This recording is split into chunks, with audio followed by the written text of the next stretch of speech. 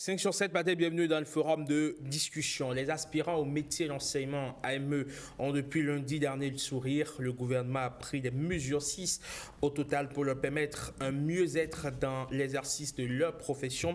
Désormais, ils seront payés 12 mois sur 12 dans l'année. Les anciens grévistes suspendus sont réintégrés. Une prime d'encouragement pour service d'intérêt national, d'engagement, pour service d'intérêt national de 20 000 francs leur est accordé. Les AME disposent désormais d'une assurance santé. Les femmes ont à présent droit à des congés de maternité et les mesures sont élargies aux enfants de ces enseignants à statut particulier. Ils ne paieront plus de frais de scolarité pour leur progéniture.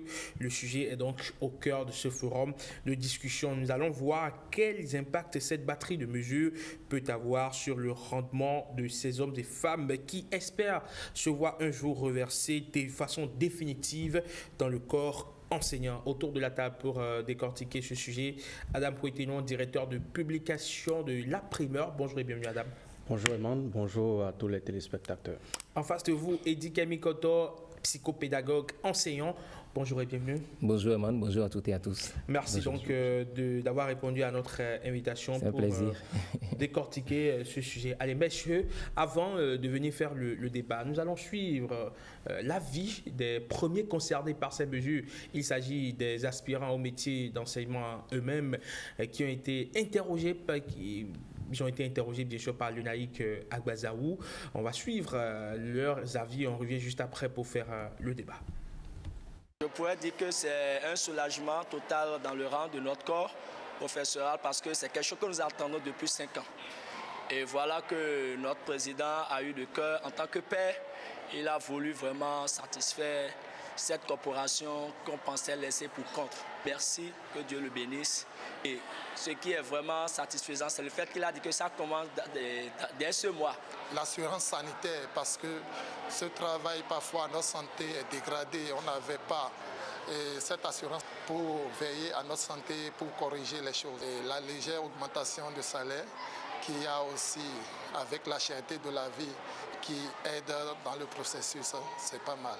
Nous, les femmes, les congés de maternité, c'est très important pour nous. En tant qu'AME, nous souffrons beaucoup de n'avoir pas eu droit à ces congés de maternité. Donc déjà, quand on a reçu les nouvelles, on était très contents. Nous tenons à remercier le gouvernement d'avoir pensé à nous, les femmes. Cette année, par exemple, j'ai eu 2 cas, 2 femmes enceintes et une qui avait même tous les papiers possibles, mais j'avais les mains liées puisque les tests ne me permettaient pas de lui accorder de congé de maternité. Et elle est venue au cours jusqu'au dernier jour. 2 jours après, elle a accouché. Après l'accouchement, à peine elle a fait 1 semaine, elle est revenue. Et enfin, ces femmes-là, elles vont enfin pousser un ouf de soulagement. Au CEG Agbé, nous avons une 60aine d'AME et je puis dire que ces mesures du gouvernement sont à saluer. C'est du hautement social, c'est la majorité des enseignants que nous avons ici. Nous n'avons qu'une vingtaine d'ACDPE, tout le reste c'est les AME et le travail se fait par eux. Nous voyons leur souffrance chaque jour. Et cette décision, quand nous avons appris cette décision, j'ai dit, ah waouh, ça c'est bon, c'est un grand pas, c'est une avancée. S'il y a un collègue AME dont l'enfant n'a pas encore soldé la contribution scolaire, il est en droit maintenant de nous fournir les quelques pièces pour bénéficier déjà de cette mesure. Donc on ne peut que dire merci et applaudir. C'est heureux de savoir que nous aurons 12 sur 12. Ce n'était pas facile. Les collègues AME savent que ça n'a jamais été facile de passer des vacances avec des demi-salaires ou pratiquement sans salaire. C'est un grand soulagement pour nous les AME. Ça veut dire que le gouvernement, le chef de l'État nous voit et il sait ce dont nous avons besoin et incessamment on espère également que le reversement sera fait. C'est d'ailleurs la plus grande chose que nous pourrons espérer de ce gouvernement aujourd'hui. C'est ça qui nous sécurise et on espère que ce sera pour très bientôt. En tout cas avant les élections générales de 2026 pour qu'on s'assure que le président de la République va le faire avant de nous laisser et on va le porter en triomphe certainement. Voilà donc les avis de quelques enseignants interrogés par le Naïk Bazaou et Benjamin Denayon. Nous avons été rejoints par Koshibo Ngwadi de Afrique sur 7 CI. Bonjour et bienvenue. Bonjour. Comment allez-vous? Ça va très bien. Plaisir de vous avoir aussi. Alors, Eddy Kamikoto, vous êtes du corps enseignant. Comment est-ce que vous accueillez, vous, cette nouvelle? Merci, Eman. Tel que les collègues l'ont dit, c'est déjà une satisfaction et il faut dire merci. Il faut dire merci, il faut avoir l'honnêteté de reconnaître que d'hier à aujourd'hui, le gouvernement a fait des efforts aussi bien qualitatifs que quantitatifs et à l'endroit de cette corporation, c'est-à-dire cette catégorie d'enseignants aussi. On peut dire qu'il y a eu, à partir de ces différentes mesures prises en Conseil des ministres avant-hier, il y a eu quand même il y a une lueur d'espoir dans le rang de ces aspirants qui, ils l'ont dit, depuis 5 ans, n'ont fait que demander ou souhaiter être payés 12 mois sur 12 parce que, il faut le rappeler, le gouvernement a fait l'option de l'aspiranat parce qu'on a jugé trop précaire la vacation dans laquelle ces enseignants-là évoluaient. Et donc aujourd'hui, leur offrir la possibilité d'avoir cette disposition, d'avoir ces facilités, c'est un ouf de soulagement. Et donc on ne peut que dire merci au gouvernement et reconnaître aussi que ça n'a pas été facile. Cependant, la question que je me pose tout de suite, pourquoi avoir laissé passer si tant d'années avant de répondre oui à ces différentes revendications, alors qu'on a dit qu'on est passé de la vacation à l'aspiranat pour améliorer les conditions de vie et de travail. Pourquoi avoir pris si tant d'années? Parce qu'il y a beaucoup qui sont sortis entre-temps du système. Il y a beaucoup qui ont quitté ce monde. Je ne dis pas forcément que c'est parce qu'ils avaient, subi des atrocités dans le système. Mais beaucoup ne sont plus de ce monde. Et mieux, cela fait que nos apprenants dans certaines écoles ont eu de la difficulté à évoluer parce que jusqu'en janvier dernier, des déploiements d'aspirants ont continué et qu'ils vous souviennent, les ministres de l'Éducation, en décembre dernier, devant les députés de l'Assemblée nationale, ont rappelé aussi ce fait, c'est-à-dire les désistements d'aspirants en cours d'année scolaire. Et donc, ça posait beaucoup de problèmes. Et là, on est en train, petitement, de les résoudre. Toutefois, je reste sur ma faim parce que, voyez, c'est bien beau tout ce qui a été dit, mais dans quelques années, dans 1 an, dans 2 ans, les mêmes plaintes, les mêmes complaintes vont reprendre. Parce que ce qui serait l'assurance définitive pour ces enseignants-là, c'est qu'ils soient désormais classés dans une catégorie permanente. Là, ils sont aspirants. Et je m'offusque même de ce qu'on continue de les appeler aspirants parce que justement, l'État les utilise en tant qu'enseignants, à part entière et non entièrement à part. Et une dame l'a dit tout à l'heure dans les interventions, c'est des gens qui accomplissent un devoir plus que patriotique. Mais pourquoi continuer de les appeler aspirants? En réalité, ils ne sont plus aspirants parce que déjà, on les a sollicités en tant qu'enseignants. Donc, il faut commencer déjà par changer ce titre qu'on leur attribue. Et comme je l'ai dit, finalement leur accorder un statut qui leur permettra désormais de se dire qu'ils sont en sécurité. Le statut, c'est celui d'agent contractuel du droit public de l'État, ACDPE. À défaut de... Bon, il ne peut pas devenir fonctionnaire de l'État tout de suite, c'est tout un cheminement. Mais tout au moins, que le reversement qui a été, annoncé en Conseil des ministres en novembre 2022 puisse être effectif. Parce que là, comme je l'ai dit, c'est juste comme un feu de paille, ça va satisfaire quelques-uns. Mais les mois, les années après, ils vont reprendre avec les mêmes plaintes. Donc, il vaut mieux aller à la solution définitive plutôt que de continuer à prendre des solutions temporaires. Mais comme je l'ai dit, c'est des mesures à saluer. D'accord. Alors, des mesures à saluer selon vous, certes, mais il y a une forme de goût d'inachevé que vous semblez, ou qui se cache forcément derrière votre réflexion. Adam Pouettenon, comment est-ce que vous analysez, on va dire, ces différentes mesures prises en faveur des enseignants, des aspirants au métier d'enseignant? Merci beaucoup, Eman. Je remercie M. Eddy, si je vais bien prononcer le nom, pour son analyse. Moi, je voudrais quand même que nous partons un peu de l'origine, quoi.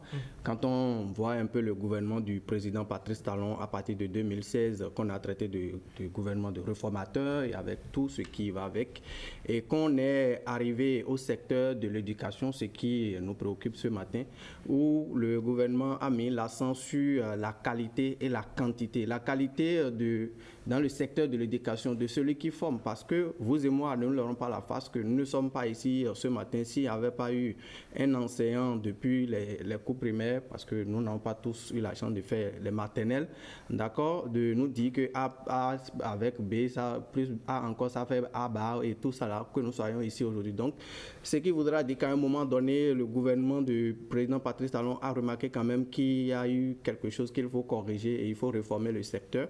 Et il a annoncé ouvertement, il a montré sa position jusqu'à ce qu'on a privé entre griffes des gens des grèves dans les écoles, où aujourd'hui on peut aller dans les écoles privées au même moment que les écoles publiques et ne pas sentir quand même une grande différence en dehors du cadre d'encadrement et autres.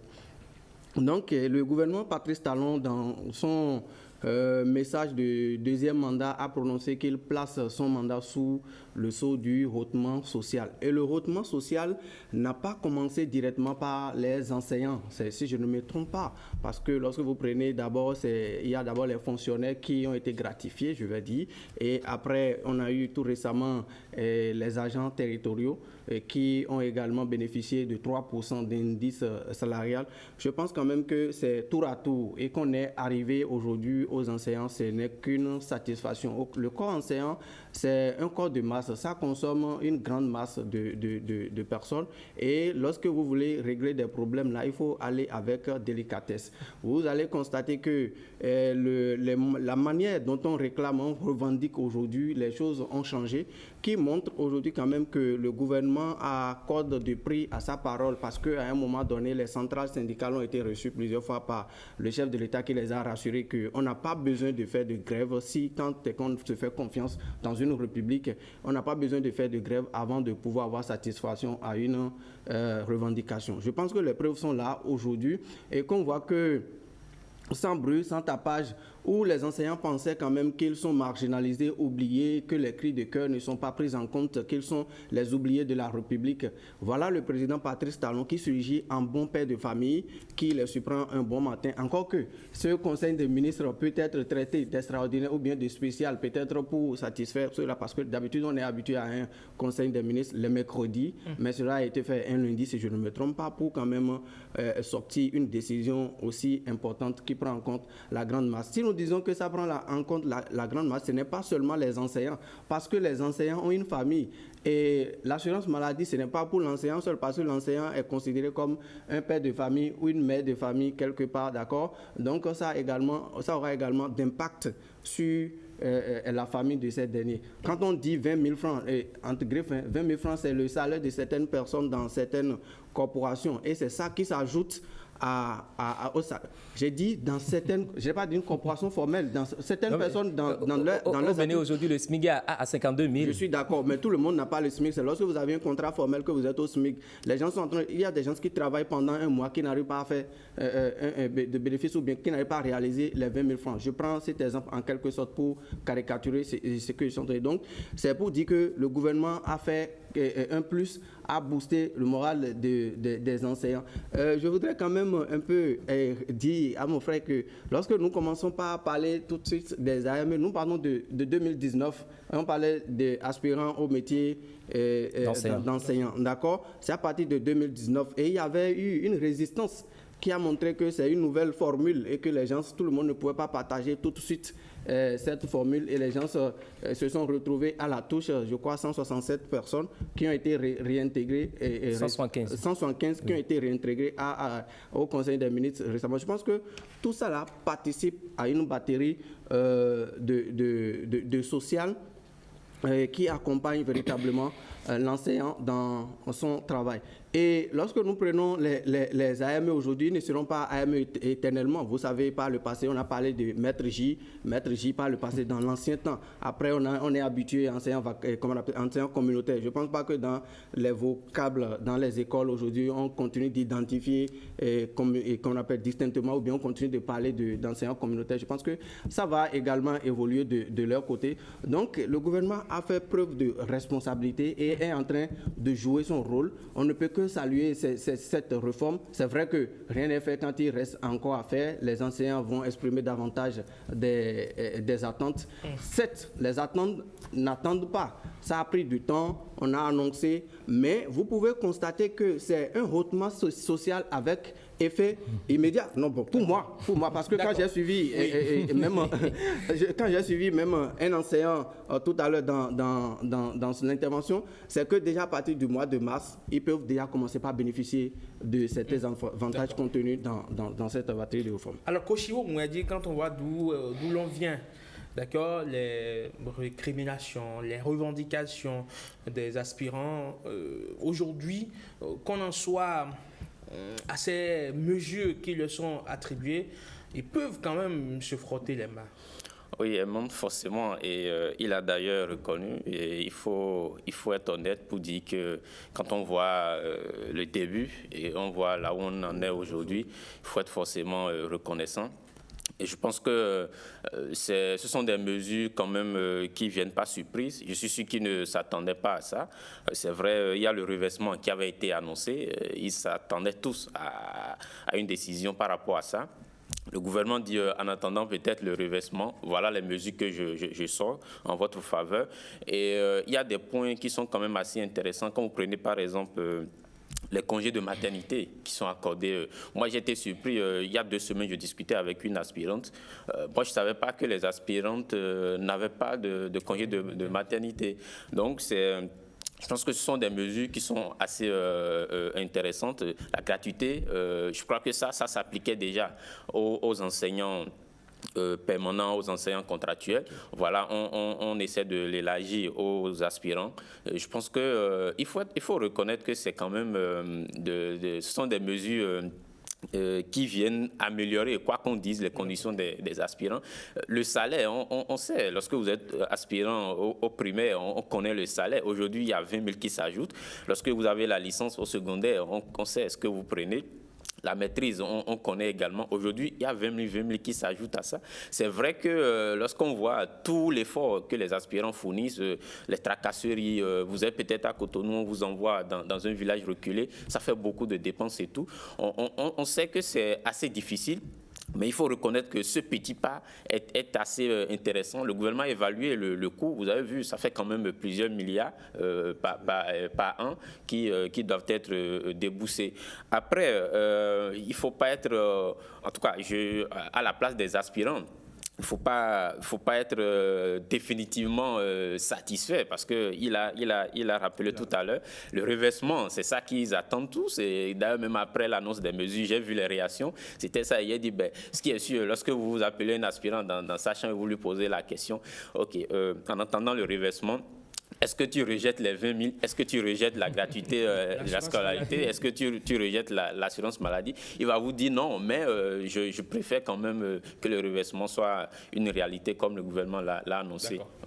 Oui, vous permettez? Oui, vous voulez revenir sur un certain nombre de points? Oui. D'accord, allez-y. Le premier, je voudrais dire, ils seront, certains malheureusement, si on y prend garde, seront AME éternellement. Parce que là, quand je prends la loi 2015-18 portant statut général de la fonction publique, il y a 3 catégories aujourd'hui de personnel qu'emploie l'État. Il y a les fonctionnaires d'État, il y a les ACDP, agents contractuels de droit public de l'État, et les fonctionnaires territoriaux, ceux qui travaillent dans les mairies et consorts. Le recrutement, l'âge de recrutement est de 18 ans au moins et de 40 ans au plus, 35 pour certaines catégories, les catégories C et D. Aujourd'hui, il y a des gens qui ont végété dans la vacation, qui ont dépassé la quarantaine, qui continuent dans l'aspiranat et qui sont en train de tendre vers la cinquantaine d'âge.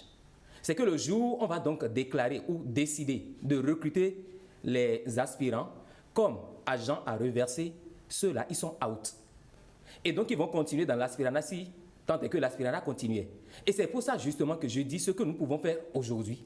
Il ne faut pas le renvoyer à demain, parce que ce faisant, nous mettons hors du système des personnes qui valablement ont accompagné le système. Et vous l'avez si bien reconnu.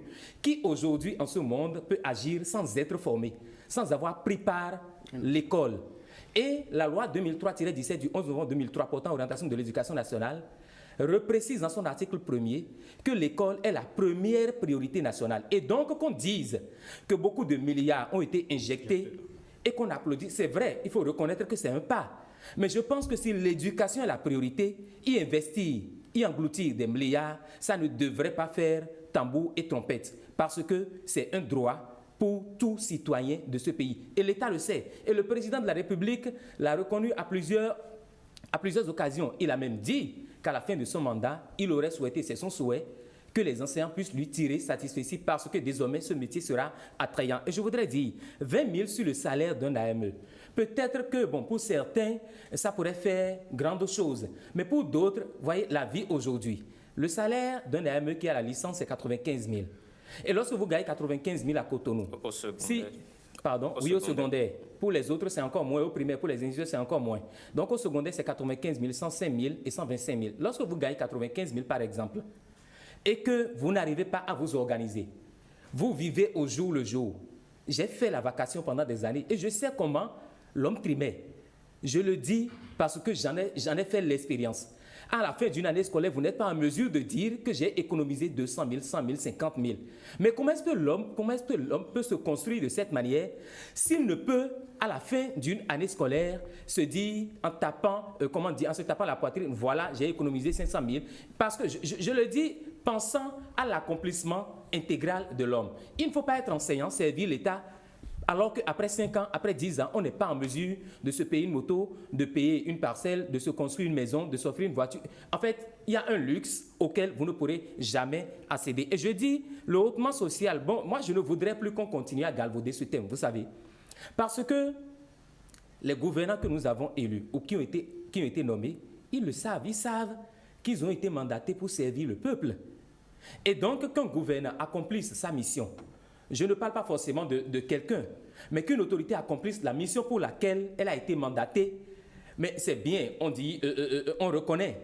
Mais de là, à battre des pieds et des mains, je dis, c'est peut-être ça aussi qui fait défaut sous nos cieux. Et je voudrais finir. Les congés de maternité.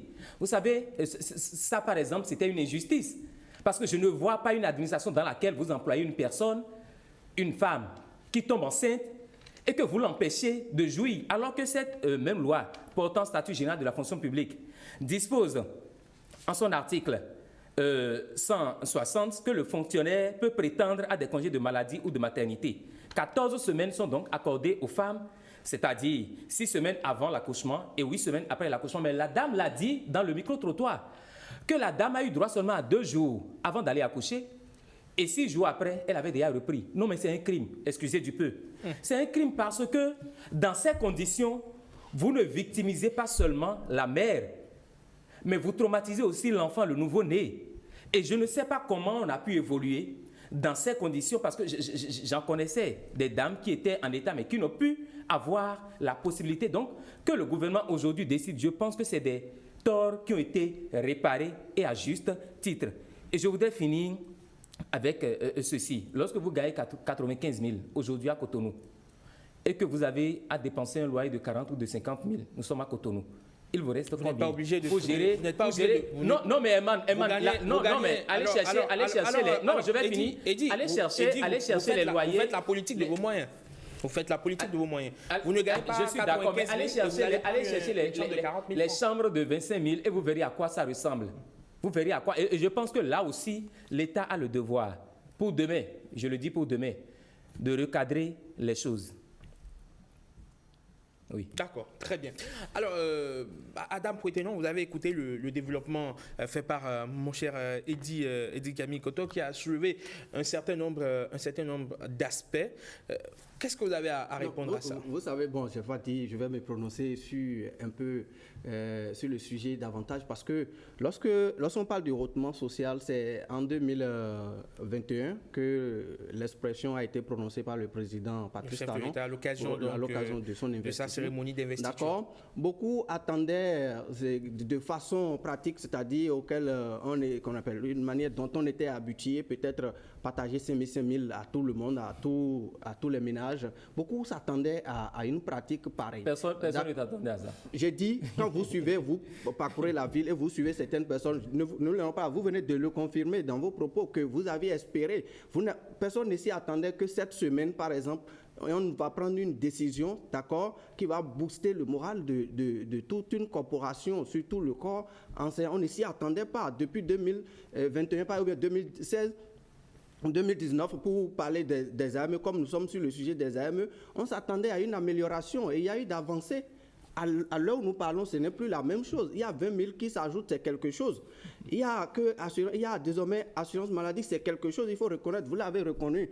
Donc c'est du social, ce qui est fait. Et il faut reconnaître sur les aspects que vous avez soulevés que le gouvernement ou bien la gouvernance du bien public a besoin de planification et d'organisation. Je suppose que le président Patrice Talon, en prononçant l'expression du rehaussement social, avait déjà prononcé, la semaine qui a suivi, que les enseignants auront 20 000 francs sur les salaires. D'accord? Qu'il y aura assurance maladie pour les enseignants, que les 175 enseignants suspendus seront réintégrés et que vous allez attendre jusqu'aujourd'hui. On aurait commencé par compter les jours et l'attente aurait été longue et les revendications ne seront plus aujourd'hui de passer de statut de AME à ACDPE, si je ne me trompe pas sur l'expression. Oui. Les revendications ne seront plus ça. Hier, les revendications, c'était amélioration des conditions de vie des AME. On arrive progressivement. Il faut reconnaître que progressivement, les lignes bougent. C'est vrai que dans une réforme ou bien dans un système, on ne peut pas satisfaire tout le monde. Lorsqu'on prend une décision, il y a toujours des gens qui seront pénalisés. Les conditions d'âge que vous avez évoquées. Les gens, par le passé, ne pouvaient pas aller en sixième ou bien dans une certaine classe parce qu'ils ont tel âge. Des gens ne pouvaient pas accéder à certaines corporations parce qu'ils n'ont pas des compétences. On ne peut pas faire le bonheur de tout le monde. Il y aura toujours des gens qui seront laissés sur le carreau. Ce n'est pas ce que moi je souhaite. Mais si ces cas se présentent, cette situation se présente, c'est à nous-mêmes, citoyens, ou bien à nous-mêmes enseignants, de nous mettre dans la posture de celui qui prend la décision. Est-ce que j'ouvre parce qu'il faut faire la politique de la majorité, certainement, c'est ça qui va s'imposer. C'est vrai qu'on aurait souhaité que le gouvernement puisse vite agir pour le bonheur de tout le monde, pour que tous ceux qui sont dans cette... Si vous permettez, il y a un aspect très rapidement que vous avez déjà commencé par évoquer avec mon ami pour dire quelqu'un qui gagne 75 000, qui va prendre une location de 50 000, de 95 000, qui va prendre une location de 50 000 ou bien de 40 000 francs. Je pense que nous parlons précisément de la corporation des enseignants. Nous parlons des enseignants. Ceux qui nous apprennent la gestion, ceux qui nous apprennent l'économie. Ils n'ont pas droit au luxe. Je n'ai pas dit que les enseignants n'ont pas... Vous dites.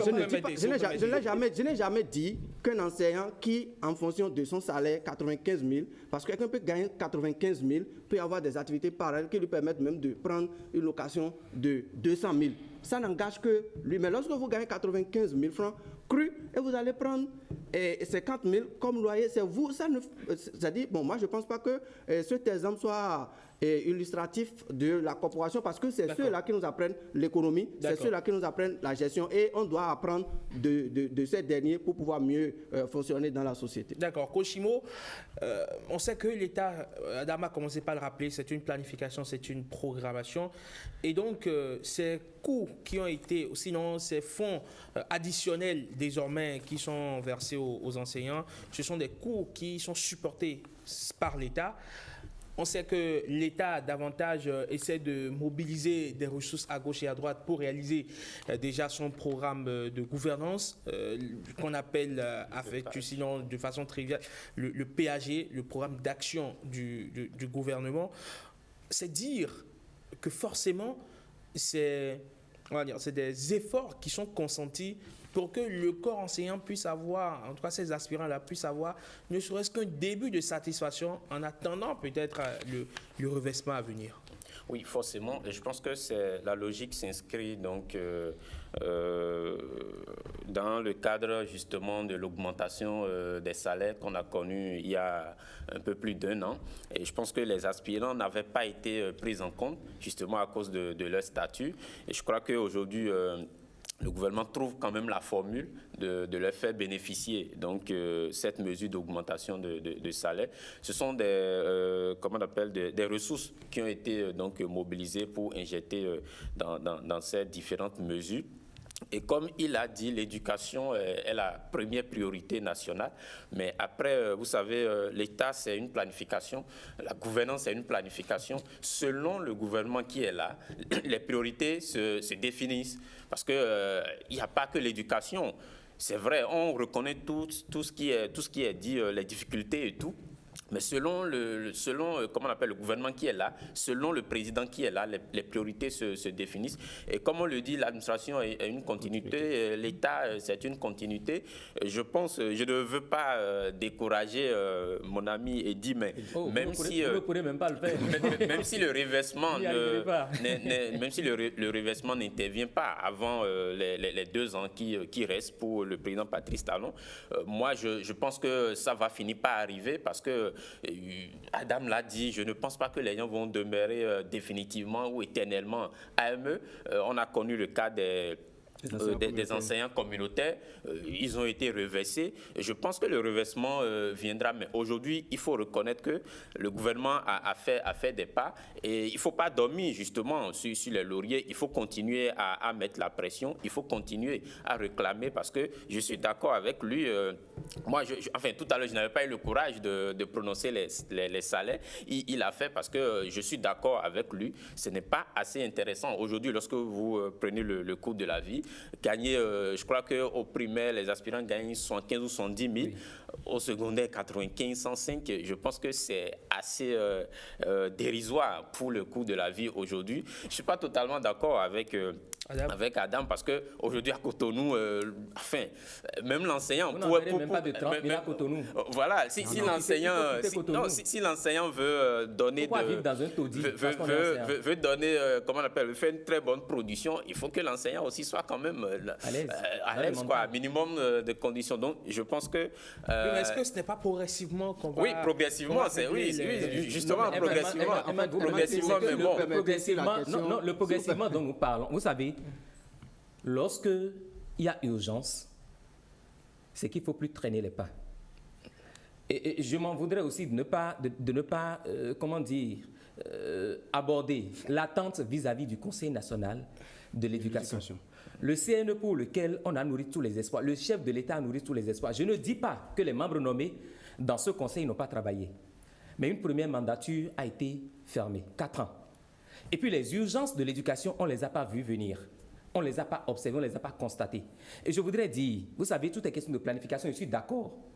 Mais à situation urgente, mesure urgente. Qu'y a-t-il d'urgent? Non, l'urgence, c'est l'école. C'est l'école parce que formons mal les enfants et demain, nous aurons de mauvais médecins, nos hôpitaux seront remplis de morts. Nous aurons des prisonniers parce que nous aurions formé de mauvais magistrats. Nous aurons des maisons qui vont s'écrouler parce qu'on aurait formé de mauvais architectes. Nous aurons, etc. Je peux continuer d'en énumérer. Et c'est pour ça que j'ai rappelé d'ailleurs la loi 2003-17 du 11 novembre 2003 portant orientation de l'éducation nationale. Je voudrais dire ceci. Il y a des priorités dans d'autres domaines, c'est vrai. Mais quand on a mis la main sur l'éducation, tout le reste, ça marche comme sur des roulettes. Et puis vous dites mettre la pression. Moi, je ne conçois pas que pour le rôle régalien de l'État, on soit en train de mettre la pression aux autorités. L'enseignant n'a pas besoin de mettre la pression. Et quand les gens disent aussi que c'est des efforts, en réalité, on n'a pas besoin de fournir des efforts pour accomplir un certain nombre de missions dans la République. Je dis, et je l'ai reconnu, ce qui a été fait, c'est un grand pas. Mais je reviens sur des aspects que nous ne voyons pas. Aucune carrière professionnelle ne peut se construire dans l'aspirana parce que ces personnes-là, jamais ne pourront passer de concours professionnel. Ils ne passeront jamais de grade ou d'échelon. Ils vont rester au statu quo. Et donc, les 20 000 qu'on vient de leur ajouter, ça va rester. S'ils doivent rester 20 ans ou 10 ans dans l'aspirana, ils vont continuer par gagner ces mêmes salaires. Plus loin, la sédentarisation n'a jamais été respectée. Et les ministres de l'Éducation, devant l'Assemblée nationale en décembre dernier, ont reconnu qu'il y a des enseignants aujourd'hui qui sont à cheval sur 2, 3, 4, même 5 collèges dans le Bénin. Mais quelle efficacité est-ce qu'on voudrait de la part de ceux-là si on n'a pas résolu ce problème? Et mieux, l'arrêté 069 du 27 novembre 2019 portant charge horaire hebdomadaire des professeurs des enseignements secondaires généraux techniques de la formation professionnelle. L'article 3 de cet arrêté n'a jamais été respecté jusque-là. Parce que l'arrêté dit que les professeurs certifiés ont 20 heures et les professeurs adjoints ont 22 heures. Mais là, les gens continuent toujours d'aller au-delà. Et je pense que l'urgence, c'est de régler ces problèmes-là. Le chef de l'État peut le faire. Il peut le faire. Avoir accordé des faveurs, c'est-à-dire 20 000 ou 12 mois sur 12, c'est une chose. Mais le gars travaille 12 mois sur 12. Mais dans quelles conditions? Il est surchargé, il est hyper surchargé. Et je vous assure, il y a des gens qui continuent de quitter un établissement X pour un établissement Y en parcourant des kilomètres, alors qu'on a dit qu'on voulait améliorer les conditions en les faisant sortir de la précarité que leur brandissait la vacation. Donc, il y a des problèmes encore qui sont posés. Et je voudrais dire, les 175 qu'on a réintégrés, vous savez, moi j'avais dit dans le temps qu'on n'avait pas besoin de les sortir du système. Parce que justement, ils sont allés en mouvement. C'est vrai, les tests ne leur autorisent pas cela. Mais l'autorité aurait pu comprendre qu'il y a une mal-donne, il y a quelque chose qui n'allait pas, parce qu'ils sont allés en mouvement justement à cause de la non-mise en application de cet arrêté 069 là. De la rébellion. Donc, trouvez le mot qui vous arrange, mais je dis, quel que soit l'individu, lorsque vous êtes menacé et lorsque vous arrivez à retrouver une petite lumière de force en vous, vous réagissez. Et c'est humain. Et c'est ce qu'ils ont fait. Parce que les ayant sortis du système pendant toutes ces années, ça a causé du tort aux enfants béninois. Et je vous ai dit, jusqu'en janvier dernier, par exemple, on a continué de faire du redéploiement. Ce n'est pas possible que le chef de l'État soit en train de s'acharner, de lutter pour que les conditions soient meilleures. Que la rentrée ait démarré un 18 septembre et qu'en janvier, on continue de déployer parce qu'il y a peut-être pénurie ou parce que les gens se sont désistés en cours de chemin. Donc, autant de choses qu'il faut améliorer. Pour moi, je l'ai dit, la décision, elle est salutaire. Mais il faut améliorer. Et améliorer, c'est parer au plus pressé. Très bien. Comme un enseignant, vous êtes devenu avec des fiches, bien sûr.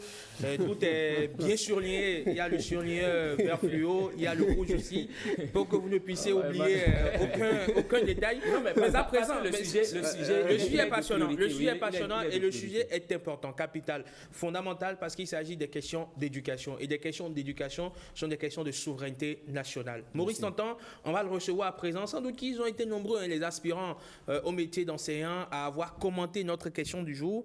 Et pour la petite anecdote, il y a un ami, une connaissance quand même dans la République, qui m'a fait une capture d'écran ce matin et qui dit « Herman, les enseignants veulent débarquer sur ton plateau ce matin. » Je lui ai dit, s'il te plaît, qu'il se calme un peu. On va pouvoir faire le débat tout en restant très objectif, comme on a l'habitude de l'être par ici, sur 5 sur 7 matin. Maurice Tantan, bonjour. Bonjour, Rodrigue Herman Amengan, bonjour à tous et bonjour à toutes.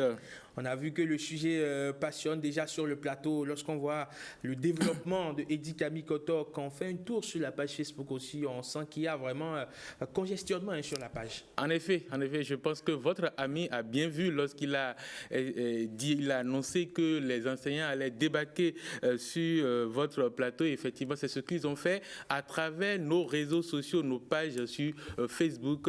Notamment, ils ont été très nombreux à avoir réagi. Donc, le sujet de discussion a suscité de nombreux commentaires sur notre page Facebook, qui est donc la preuve de l'intérêt des Béninois pour la question dont il s'agit. Et dans le flux de ces nombreux commentaires et avis, il faut dire que 3 catégories d'avis se dégagent. Nous avons d'abord des internautes qui saluent l'effort du gouvernement à l'endroit de nos compatriotes AME. Pour ceux-là, on ne peut que féliciter le chef de l'État pour la démarche. Ensuite, viennent ceux qui, les plus nombreux, estiment que même si la mesure est à saluer, elle est incomplète et ne satisfait pas totalement aux attentes de cette catégorie de travailleurs dans notre pays que constituent les AME. Enfin, quelques rares personnes trouvent qu'il n'y a pas lieu de se satisfaire d'une mesure qui ne changerait pas grand-chose au quotidien des AME. Pour eux, l'idéal attendu du gouvernement et de son chef est le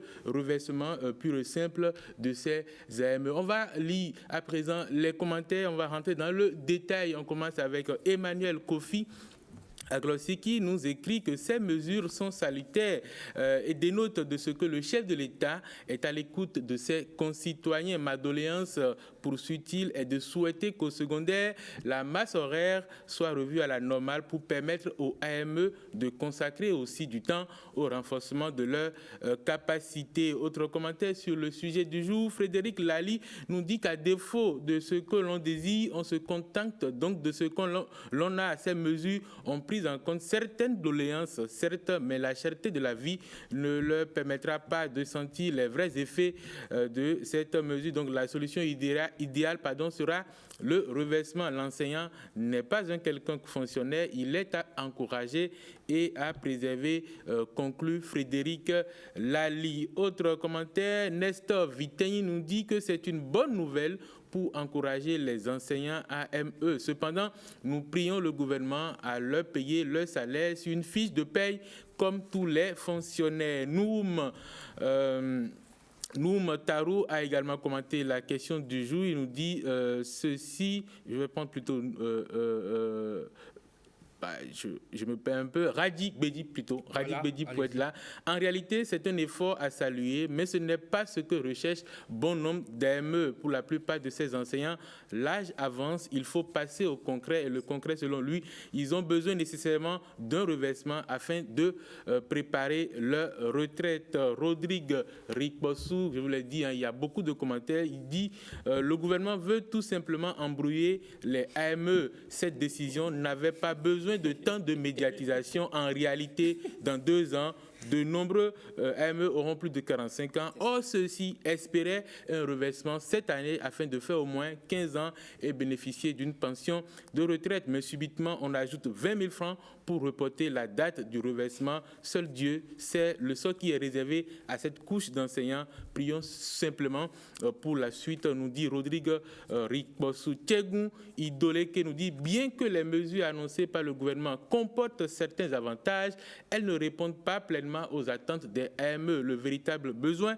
reste le reversement qui garantirait une stabilité de l'emploi et une sécurité financière sur le long terme. Le gouvernement devrait donc s'efforcer de répondre à cette demande fondamentale plutôt que de proposer des solutions partielles qui ne résolvent pas les problèmes sous-jacents. Voilà, mon cher Herman Rodrigue Amégan, chers amis, ce que les internautes ont pensé donc de cette question du jour. Il y a une forme, on va dire, de satisfaction mêlée d'insatisfaction finalement, on va dire, Maurice Tantan. Oui, c'est ce qui se dégage des avis des internautes, une satisfaction, mais également des demandes qui subsistent, qui reste à satisfaire de la part du gouvernement. Les questions d'éducation nationale qui ont toujours fait polémique, hein, que ce soit ici ou ailleurs.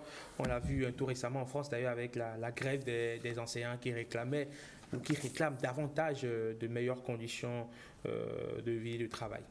Absolument. Et c'est ça aussi toute la difficulté quand on a un gouvernement, parce que c'est un secteur qui est demandeur, mais en même temps qui est prioritaire à côté d'autres, c'était tout aussi prioritaire. Mais il faut reconnaître que l'enseignement, l'éducation, je vais dire, l'éducation est une priorité, mais comme Eddy Camille Cotton l'a dit, c'est aussi du rôle régalien de l'État et ça participe de la souveraineté nationale.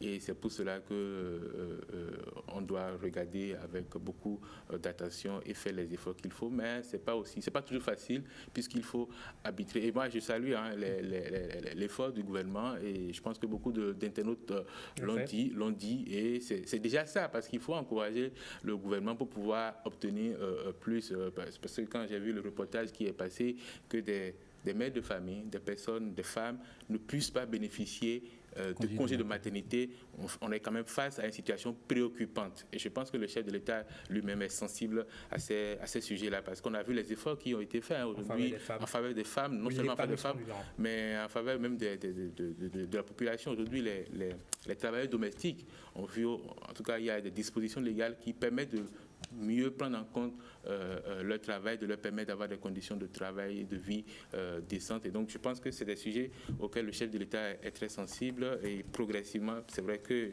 comme il a dit, le temps reste le temps que on observe quand on est un gouvernement. Il y a beaucoup de choses avec lesquelles il faut, entre griffes, dealer et c'est pas toujours évident, mais on avance à petits pas. Merci beaucoup, mon cher Maurice Tonton. On se retrouve déjà lundi par ici sur 5 sur 7 matin. Allez, messieurs, on va... Je reviens demain. Oui, vous et moi, on se retrouve lundi. Mais vous, ça continue pour vous lundi. Ça continue demain, pardon. La dame sera aux commandes. Rachida depuis un moment.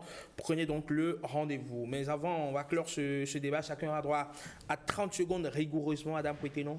Merci beaucoup. Moi, je voudrais quand même qu'on puisse être optimiste dans la République et croire sur tous les enseignants sur le sujet. Parce que hier, on ne s'y attendait pas à une mesure pareille, à une batterie de mesures, et que c'est venu. Les doléances ne sont plus ce qu'on attendait hier, c'est là.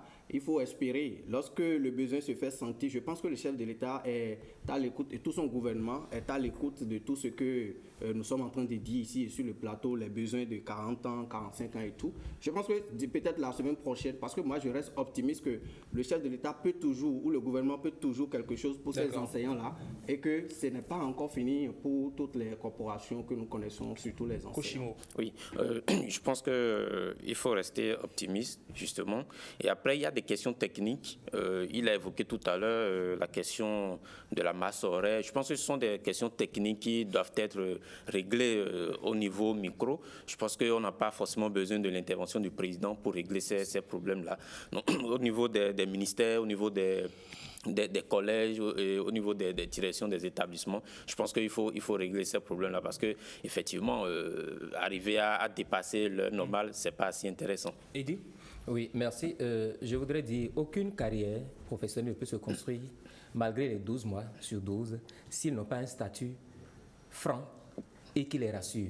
Parce que là, dans ces conditions telles que ça se passe, c'est que l'année à venir, aucun AME n'est sûr, même si on leur demande de confirmer qu'ils continuent avec l'État, aucun AME n'est sûr qu'il sera reconduit. À n'importe quel moment, on peut résilier ce contrat. Donc, il faut leur donner de l'assurance et de la sécurité dans le métier. Ils sont un peu comme dans un inconfort juridique. Voilà, un inconfort juridique. Donc, il faut leur donner cette assurance-là en simplement les recruter, en les recrutant, pardon.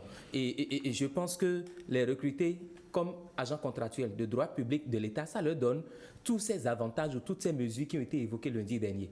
Donc, je pense mais ça crée des frais additionnels à l'État. Oui, mais justement, l'éducation il faut que l'État puisse trouver déjà là où ponctionner ses fonds avant de prendre la mesure. C'est cela. Je pense que l'État à lui seul ne pourra pas gérer l'éducation.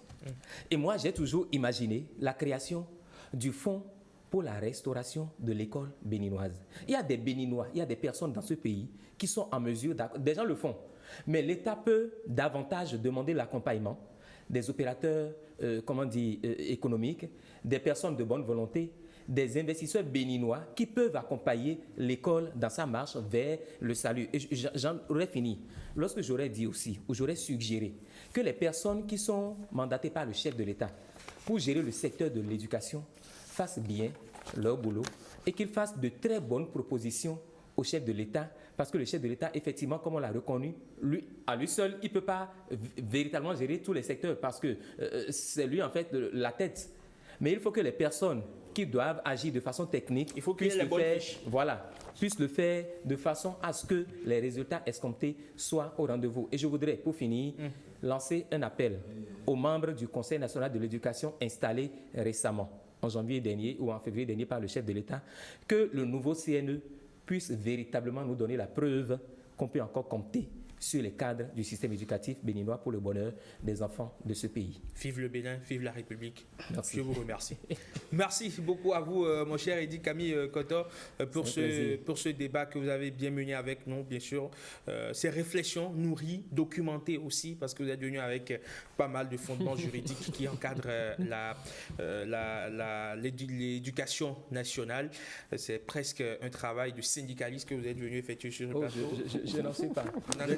Non, mais j'ai reconnu que le gouvernement est à applaudir. Merci Koshimo Ngwadi, merci d'être venu, merci Adam.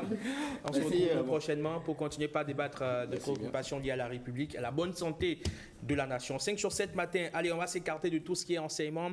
On va parler à présent d'automobile. Si vous êtes passionné d'automobile, ben tiens, c'est le moment de vous installer confortablement. Si vous avez un véhicule, comment l'entretenir efficacement pour pouvoir l'optimiser sur la durée? C'est ce dont nous vous parlons ce matin. Ce sont des gestes simples à faire et surtout confier votre véhicule à un expert. Et c'est cet expert que nous recevons par ici. Une pause, le temps de l'installer.